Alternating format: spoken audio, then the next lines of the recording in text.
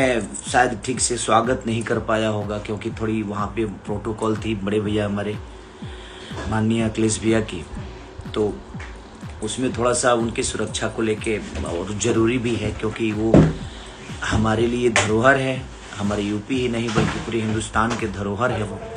और उन्होंने इतना वक्त दिया और इतना प्यार स्नेह दिया भैया ने हमें, और पूरी भोजपुरी संगीत जगत को दिया उन्होंने। भोजपुरी के कलाकारों के लिए उनका एक जो प्यार है उनके मन में जो श्रद्धा है उन्होंने मेरे लिए बरसाया।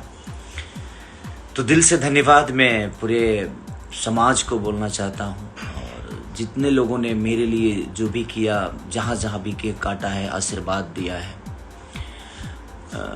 सबको दिल से धन्यवाद। हम कलाकार बन सकते हैं, गायक बन सकते हैं, अभिनेता बन सकते हैं, नेता बन सकते हैं, हम दुनिया में कुछ भी बन सकते हैं, बट मुझे लगता है कि इंसान बनना बड़ा आसान काम नहीं है। और आप एक बेहतर इंसान तो सब है, बट बेहतर इंसान बहुत कम लोग बनते हैं।